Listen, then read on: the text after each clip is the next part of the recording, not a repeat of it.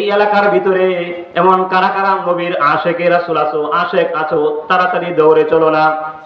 মুহাম্মদ কুতিলা মুহাম্মদ লিউহুদিন, মুহাম্মদ উহুদের ময়দানে শহীদ হয়ে গেছে। যাই দেখো তোমাদের দিনের নবী উহুদের মাঠে আর নাই, ওনাকে শহীদ করে দেওয়া হয়েছে, আর তাকে পাইবা না। এই কথা যখন শুনলেন হানজালা রাদিয়াল্লাহু তাআলা আনহু, তার ফরজ গোসল হয়েছিল, ফরজ গোসল করার জন্য তিনি যখন গোসলখানায় গেলেন, হঠাৎ করে এই খবর শুনলেন। তাড়াতাড়ি গোসল বাদ দিয়ে স্ত্রীর কাছে দৌড়ে চলে গেলেন, যা বললেন, স্ত্রী আমার তরবারিটা ওই যে দেখা যায় ঘরের কর্নারে, এই তরবারিটা দিয়ে দাও। স্ত্রী বলল, কেন? আপনি না ফরজ গোসল করার জন্য গিয়েছেন, এখন তরবারি দিয়ে কি করবেন? ফরজ গোসলটা করে নেন। তখন হানজালা বলল, স্ত্রী আমি কার জন্য গোসল করব? যেই নবীর জন্য এই দুনিয়া সৃষ্টি হয়েছে, যেই নবীর জন্য আমরা জান প্রাণ সাহাবীরা দিয়েছে, এই নবী আজকে দুনিয়াতে নাই, আমি গোসল করে কি করব? স্ত্রী রে তরবারিটা দিয়ে দাও। স্ত্রী যখন তরবারি দিয়ে দিলেন, আর বলে দিলেন, স্বামী রে যাও, নবীজি আপনাকে অনুমতি দিয়েছে, আমি অনুমতি দিয়ে দিলাম, কিন্তু শেষ মুহূর্তে একটা দরখাস্ত হলো, আপনি গোসল করে পবিত্র হয়ে যান। আমার মুসলমান ভাইরা, তিনি গোসল করলেন, নবী দৌড়ে চলে গেলেন উহুদের ময়দানে। কচু কাটা করতেছে, যুদ্ধ করতেছে কাফের মুশরিকদেরকে কচু কাটা করতেছে। হঠাৎ করে যুদ্ধ করতে করতে তিনি এক পর্যায়ে শহীদ হয়ে গেলেন। উহুদের যুদ্ধটা যখন শেষ হয়ে গেল, নবীজি সাহাবীদেরকে ডেকে ডেকে বললেন, সাহাবীরা রে, উহুদের যুদ্ধের মধ্যে আমার যত সাহাবী শহীদ হয়েছে, সকল সাহাবীর লাশকে এখানে একত্রিত জমা করো। আমার মুসলমান ভাইরা, সাহাবীরা উহুদের মাঠ থেকে বিভিন্ন স্থান থেকে সাহাবীদেরকে একত্রিত করলেন, কিন্তু এমন একজন সাহাবীর লাশ খুঁজে পাওয়া যায় না। হানজালা রাদিয়াল্লাহু তাআলা আনহু নবীর সাহাবী, দেখেন কত বড় আশিক, নবীর সাহাবীর লাশটা তো খুঁজে পাওয়া যায় না। নবীজি বললেন, তাদেরকে গোসল দেওয়া হবে না, গোসল দেওয়া হবে না। এই শহীদদের রক্ত কিয়ামতের কঠিন ময়দানে হাসরের মাঠে ভেসে উঠবে, এই জন্য তাদেরকে গোসল দেওয়া যাবে না। আমার মুসলমান ভাইরা, করুণ কাহিনী, বিশ্বনবী রাহমাতুল লিল আলামিনের কাছে সকল সাহাবীর লাশ যখন একত্রিত করলেন, হানজালার লাশ নাই। উহুদের মাঠে কোথায় গেল হানজালা? খুঁজেও পাওয়া যাচ্ছে না। এই মুহূর্তে নবীজি আবার খবর লাগাইলেন, তাড়াতাড়ি যায় দেখো হানজালা কোথায় আছে। আমার ভাইরা, আল্লাহ পাক রব্বুল আলামিন এই দুনিয়ার পানি দিয়ে যে গোসল করাবে, এটা আল্লাহ তাআলার মানসা নয়। হানজালা রাদিয়াল্লাহু তাআলা আনহু এভাবে তালাশ করার জন্য যখন নবীজি পাগল পারা হয়ে গেলেন, হঠাৎ করে জিবরাইল খবর নিয়ে আসলেন, ইয়া রাসূলুল্লাহ, ইয়া হাবিবাল্লাহ, ওগো নবীজি, আপনার সাহাবী হানজালার লাশ উহুদের মাঠে পাবেন না। আপনি একটু মাথাটা উপরের দিকে তাকান, আকাশের দিকে তাকায় দেখেন, জান্নাতের হুর পরীরা জান্নাতের পানি দিয়া আপনার সাহাবীর গোসল করায় দিয়েছে। জোরে বলেন সুবহানাল্লাহ। আমার মুসলমান ভাইরা, আল্লাহর নবী বিশ্ব নবী রাহমাতুল লিল আলামিন যখন কবর দেওয়ার জন্য যখন তিনি গেলেন, তখন একজন মহিলা দৌড়ে এসে বললেন, ওগো নবীজি, এই যুবককে আপনি গোসল করানি ছাড়া কবর দেন না। নবীজি বললেন, ও মা, তুমি কে? তোমাকে তো চিনতে পারলাম না, একটু পরিচয় দাও না। তখন হানজালার স্ত্রী চোখের পানি ছেড়ে দিয়ে কান্দে, আর ডেকে ডেকে বলেন, নবী গো, আমি হলাম হানজালার হতভাগা স্ত্রী, নতুন বিবাহ দিয়েছেন, নতুন বিবাহ করেছেন, আপনি তো বিবাহ করাইছেন, আপনি অনুমতি দিয়েছিলেন ওদের যুদ্ধে না যাওয়ার জন্য, কিন্তু আমার স্বামী হানজালা নাপাক, তাকে গোসল না করাইয়া কবর দেন না।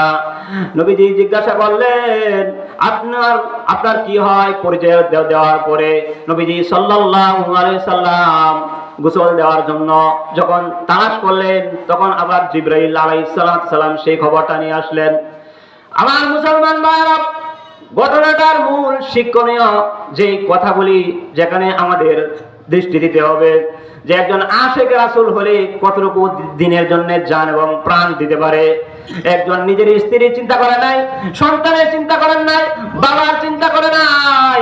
মুসলমান জান দিতে রাজি, প্রাণ দিতে রাজি, স্ত্রী হারাইতে রাজি, মা বাবা ছাড়তে রাজি, কিন্তু আখির জমানার পয়গম্বর রাহমাতুল লিল আলামিনকে তারা ছাড়তে রাজি না। বলেন ঠিক কিনা? আজকে এই দিনের জন্য তারা কত কুরবান হয়েছে আমার মুসলমান ভাইরা।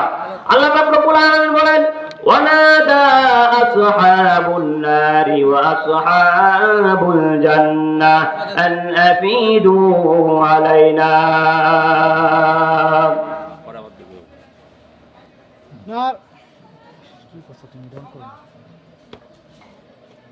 নারায়ে তাকবীর, আল্লাহু আকবার, নারায়ে তাকবীর, আল্লাহু আকবার। সম্মানিত হাজিরিন, ইতিমধ্যে আমাদের মাঝে আজকের মাহফিলের প্রধান বক্তা, প্রধান আলোচক সুদূর মানিকগঞ্জ থেকে আমাদের মাঝে উপস্থিত হয়েছেন। অল্প কিছুক্ষণের মধ্যে তিনি আমাদের মাঝে তাশরীফ পেশ করিবেন। সম্মানিত হাজিরিন,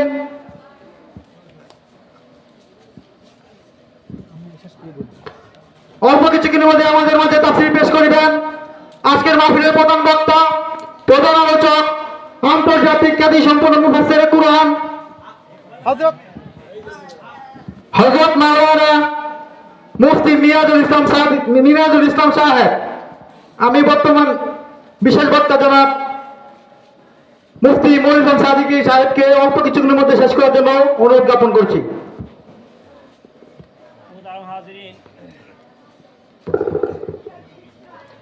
এক মিনিটের ভিতরে আমি ইনশাআল্লাহ শেষ করে দিচ্ছি। সূরা আরাফের 50 নম্বর আয়াত আমি আপনাদের সামনে পাঠ করেছি যে আল্লাহ তাআলা বলেন, জাহান্নামীরা বলবে জান্নাতীদেরকে যে আমাদেরকে একটু খাবার দাও, আমাদেরকে একটু খাবার দিয়ে দাও। আমরা জাহান্নামে জ্বলতে জ্বলতে আমাদের কলিজা পুরো সারকার হয়ে গেছে। ওয়ানাদা আসহাবুন নার ইয়া আসহাবাল জান্নাহ আন আফিদু আলাইনা মিনাল মা'i ওয়া মিম্মা রাযাকাকুমুল্লাহ। একটু পানি দাও, আমাদের কলিজা ঠান্ডা করি, অথবা একটু খাদ্য দাও, রিজিক দাও। তাফসীরে কিতাবে লেখা হয়েছে, তাফসীর ইবনে কাসিরের মধ্যে, যে সন্তান বাবার কাছে চাইবে যে বাবা আমি তো জাহান্নামী হয়ে গেছি, আমার কলিজা পুরো ছাই হয়ে গেছে, মিনাল মা একটু পানি দাও, আও মিম্মা রাযাকাকুমুল্লাহ অথবা একটু রিজিক দাও। আল্লাহ তাআলা শিখায় দিলেন, ক্বালু ইন্নাল্লাহ হাররামাহুম আলাল কাফিরিন। আল্লাহ তাআলা জান্নাতীদেরকে বলবেন, এই জান্নাতীরা তোমরা জবাব দিয়ে দাও যে কাফেরদের জন্য, মুশরিকদের জন্য, নাস্তিকের জন্য, মুরতাদের জন্য, ইসলাম বিরোধী যারা আছে তাদের জন্য হাররামাহুমা, এই দুইটা খাদ্য আল্লাহ তাআলা চিরতরে হারাম করে দিয়েছেন। মুহতারাম হাজিরিন, আল্লাহ পাক রব্বুল আলামিন আমাদের সকলকে যে আলোচনাগুলি করেছি সেই আলোচনাগুলির উপর আমল করার তৌফিক দান করুন এবং আমরা যেন জান্নাতের পথে চলতে পারি সেই তৌফিক দান করুন। আমি আপনাদের এই সন্তান আমার জন্য দোয়া করবেন ইনশাআল্লাহ। আমিও দোয়া করি, বিভিন্ন জায়গায় এভাবে যাই, আল্লাহ তাআলা যেন কবুল করেন দিনের জন্য। এখানে আমি আমার আলোচনা শেষ করছি। ওয়া আখিরু দাওয়ানা আলহামদুলিল্লাহি রাব্বিল আলামিন।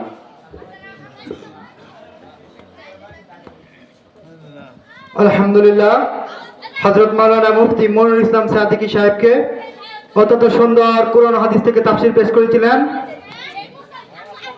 সম্মানিত হাজিরিন, আমাদের মাঝে আজকের মাহফিলের প্রধান বক্তা, প্রধান আলোচক উপস্থিত হয়েছেন। অল্প কিছুক্ষণের মধ্যে তিনি তাফসীর আনয়ন করবেন। এখনো যারা আমরা এদিক সেদিক ঘোরাফেরা করছি, মেহরবানি করে প্যান্ডেলের নিচে চলে আসি, আসুন কোরআনের মাহফিলটাকে পরিপূর্ণ এবং নৈপুণ্য করে তুলি। কোরআনের মাহফিলের সাথে শান্তির জায়গা পৃথিবীতে আর কোথাও নাই।